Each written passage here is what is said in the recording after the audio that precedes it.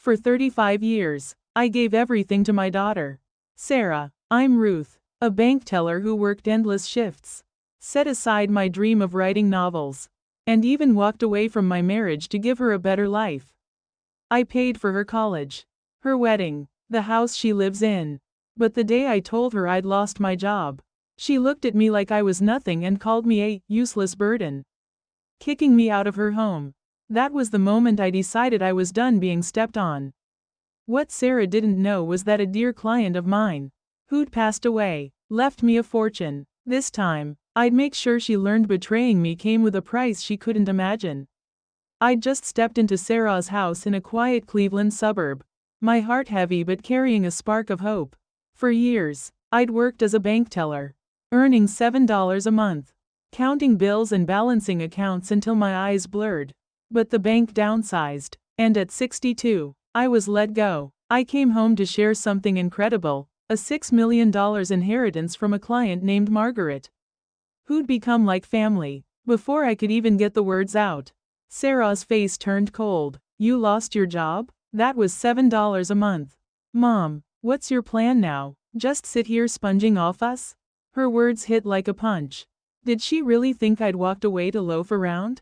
I'd come back to make things easier for her and Daniel. Daniel, her husband, came from a family that never thought much of us.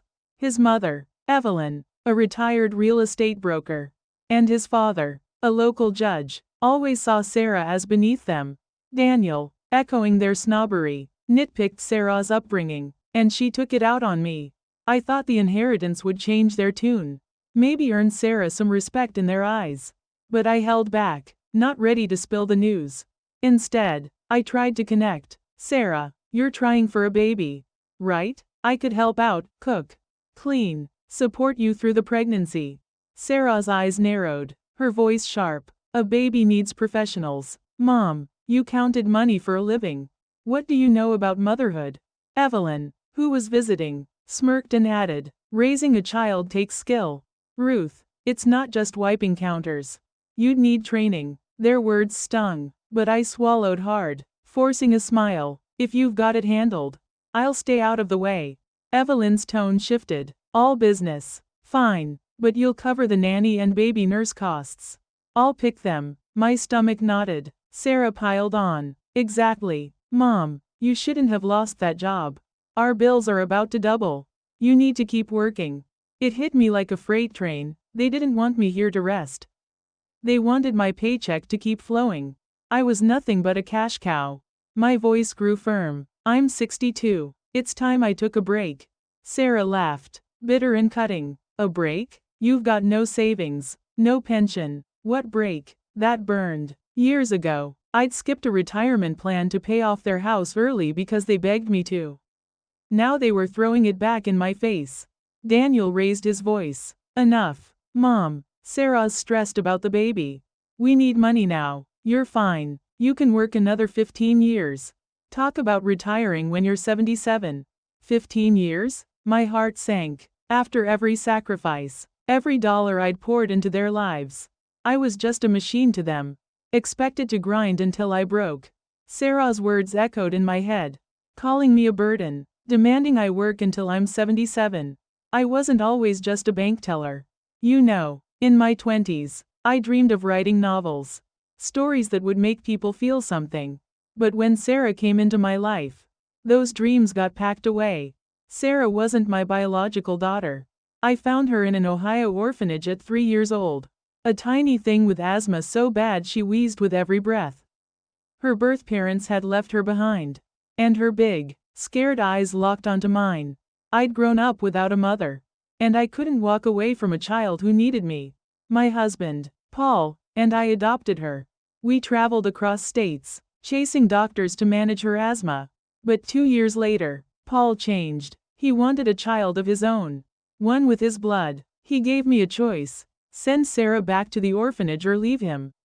I didn't blink. I chose Sarah. At 5, her health was still shaky.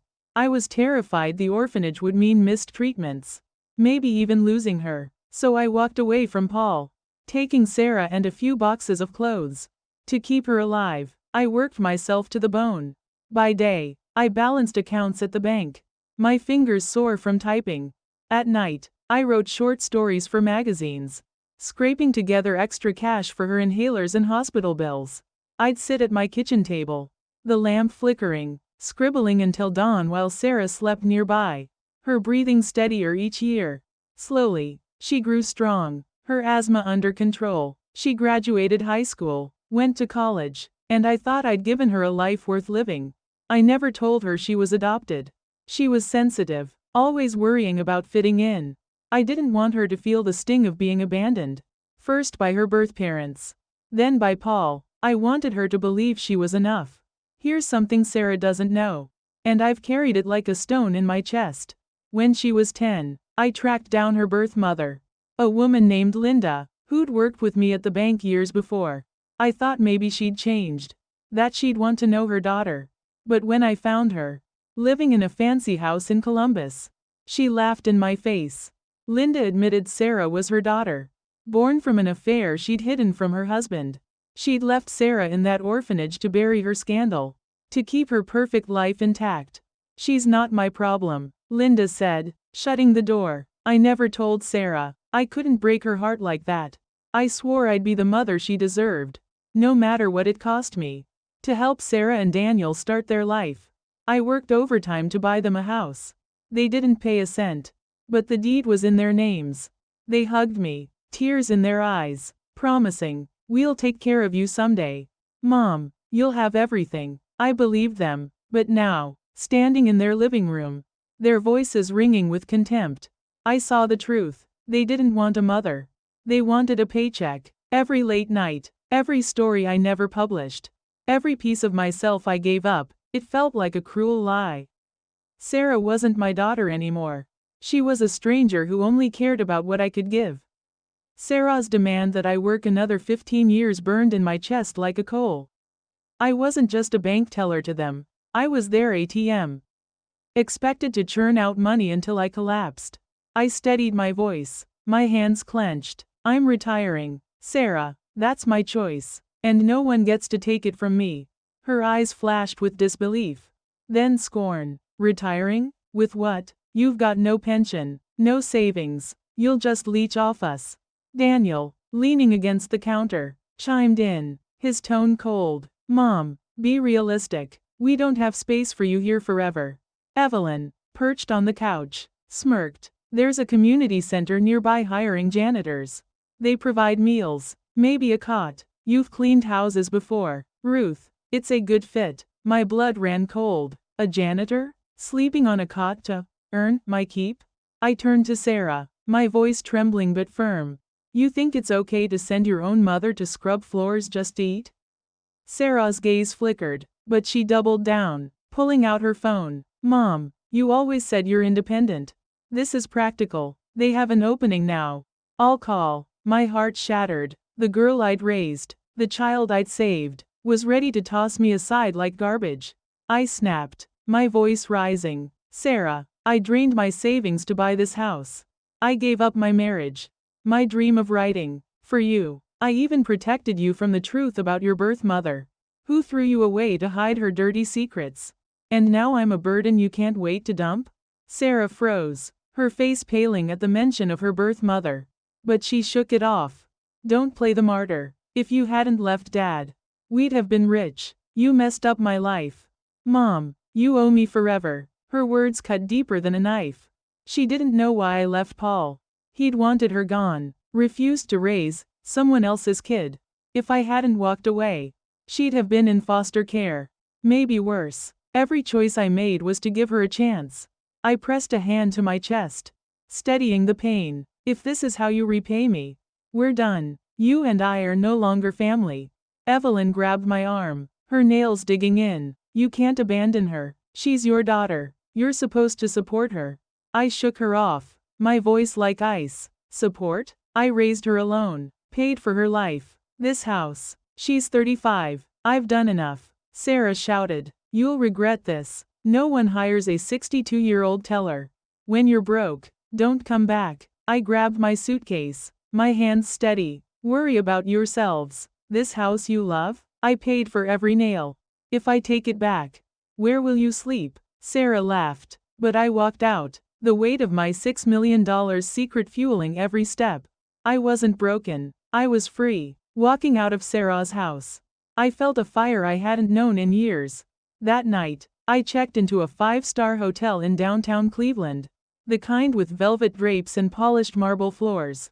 I called Margaret's lawyer, a sharp woman who'd handled her estate, and told her to start digging into my legal options. I wasn't just reclaiming my life, I was taking back everything I'd earned. The next morning, I began browsing penthouses in the city's ritziest neighborhoods. I wasn't looking for a home. I was building a new beginning. A week later, I walked into a sleek showroom for a luxury condo tower, where units started at $1.5 million. The place buzzed with wealthy buyers, their voices dripping with confidence. I was barely through the door when a shrill voice cut through the hum. Who let her in here? It was Laura, Daniel's cousin, a real estate agent with a fake tan and an even faker smile. I'd met her at Sarah's engagement party, where she'd sneered at my little bank job. Now, she marched over, her heels clicking like gunfire. Ruth, a teller? Don't tell me you're here to buy. What, sniffing around for free champagne? The room went quiet, heads turning. A young assistant, Mia, stepped forward, her voice soft. I can show her around. Laura waved her off, her eyes gleaming with contempt. Don't waste your time. She's a nobody, here for the hors d'oeuvres. Whispers spread, a few people nodding like she'd spoken some universal truth. I kept my cool, my voice even. I'm here to view a property. Got a problem with that? Laura stepped closer, blocking my path. You can't afford a closet here. Security, get her out. I held up a hand, stopping the guards before they moved. On what grounds? Where's your manager? I turned to the crowd, my gaze steady. Have I done anything wrong? A man in a tailored suit approached, his smile practiced but polite. I'm Greg, the sales manager. Is there an issue? Laura jumped in, her voice smug. She's a fraud. Greg, a washed-up teller pretending she's got money. Greg frowned, his tone cautious. Ma'am, can you provide financial verification? This is an exclusive event. I didn't flinch. I pulled out my phone, opened my banking app, and held up the screen. $6.320.000. A gasp rippled through the room. Mia, peering over, whispered, 6 million? Laura's face drained of color, her mouth opening and closing like a fish. That's fake, she sputtered. She's a teller. There's no way. Greg's expression hardened. Laura, that's enough. He turned to me, his voice softer. Ma'am, I apologize. Let me assign our best agent to assist you. I pointed to Mia. She's perfect. Professional, unlike some. Greg nodded, clearly rattled. I walked to a model of a penthouse with a private terrace and city views. This one, I said, and another for investment. Let's sign the papers. Mia's eyes widened. Ma'am, are you sure? I smiled. Absolutely. Make it quick. The crowd buzzed, voices overlapping. She didn't even hesitate. That's real money. Laura, trembling with rage, muttered, she's a nobody playing rich. Then she raised her voice, loud enough for everyone to hear.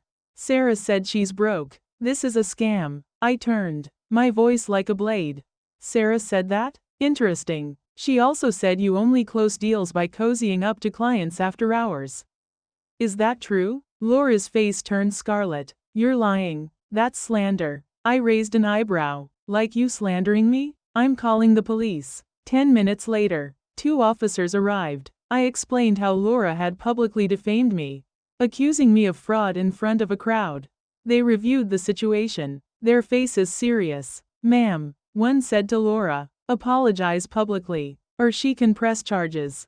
Laura, her hands shaking, choked out, I'm sorry. She shot a venomous glance at Mia, who was preparing my contracts, and stormed out, her heels echoing in the silence. Mia beamed, her voice trembling with gratitude. Ma'am, this is my first big sale. You're a blessing. I nodded, a weight lifting off my shoulders. For the first time in decades, I wasn't just surviving, I was standing tall, my worth undeniable, and it felt like breathing again. Buying those penthouses felt like shedding a skin I'd outgrown. But I wasn't done proving who I was. A few days later, I walked into a publishing house in Cleveland to sign a deal for a novel I'd written years ago, tucked away in a drawer. As I waited in the lobby, flipping through my manuscript, a sharp voice sliced through the quiet. "Ruth, handling books again? Shouldn't you be counting coins at some bank?" It was Evelyn, Daniel's mother, surrounded by her clique of polished friends, their designer bags gleaming. They snickered, eyeing my simple sweater. "That's Sarah's mom," one whispered. "She can't afford a page, let alone a book." I ignored them, handing my manuscript to the editor, a kind woman named Claire. She skimmed it, her eyes lighting up. "This is remarkable, Ruth. We're offering $80 for the rights." Before I could respond, Evelyn laughed, loud and mocking. "Her? A writer? She's a teller. Claire, don't waste your ink." I turned, my voice calm but firm. "I've been writing since I was 20. Evelyn." I stopped to raise Sarah, but I never lost my words. Claire nodded, unfazed. "We're thrilled to publish her. The deal's done." Evelyn's face twisted, her confidence cracking. "You? Published? How?" I pulled out my phone, showing my bank balance, $6 million. This came from Margaret, a client who believed in me. Unlike you, who suggested I scrub floors at a community center to earn my keep. Evelyn stammered. "We never said that." I played a recording of Sarah's voice, captured during a tense call. "Mom, the community center needs cleaners. It's perfect for you." The lobby went silent, Claire's eyes widening. Evelyn's friend, a woman with overdone makeup, piped up. "That money's dirty. You conned someone." I handed Claire a copy of Margaret's notarized will, my voice steady. "Every dollar is legal. If you think it's a scam, take me to court." The friend shrank back, muttering. I faced Evelyn, my words sharp. "You and Sarah kicked me out of the house I paid for. I protected her from the truth about her birth mother, who abandoned her to hide an affair. I gave her everything, and you treated me like trash." Evelyn's face burned red, her friends whispering, their judgment now aimed at her. She tried to save face. "You're lying about that house." I held up the deed, my name listed as the original buyer. "Every penny came from me." "Want to test me?" Evelyn's lips trembled, and she turned, her friends trailing her like scolded children. As they left, Claire shook my hand, her smile warm. "Your book's going to be a hit, Ruth." I stood there, my manuscript in hand, feeling like the woman I'd always meant to be, not just a mother, but a writer, a force, someone who'd finally claimed her own story. Sarah didn't take my silence lightly. She launched a livestream channel called How My Mother Abandoned Me, spinning a tale that painted me as a cold, selfish woman who ditched her after striking it rich. She sobbed on camera, claiming I left her to fend for herself in college, refused to help with her baby, and cut her off without a word. Her followers ate it up, sending donations and buying her branded mugs. Their comments vicious. "Your mom's heartless. She doesn't deserve you." I watched her lies stack up, my blood boiling, until I couldn't stay quiet anymore. I started my own live stream, titling it, "The Truth Behind Sarah's Abandonment." I dropped $5 into her stream, grabbing every viewer's attention, then posted a message. "I'm the cruel mother Sarah's crying about. Join my channel for the real story. $50 in giveaways tonight." The response was instant. Thousands flooded my stream, their curiosity buzzing. I looked straight into the camera, my voice steady. I cut Sarah off, but not because I stopped caring. She and Daniel kicked me out when I lost my job, called me a burden, and told me to scrub floors at a community center to earn my keep. I planned to share my $6 million inheritance with them, but they saw me as a wallet, not a mother. I held up Margaret's will, showing the notarized proof of my fortune, then flashed hospital bills from Sarah's childhood and the deed to the house I'd bought them.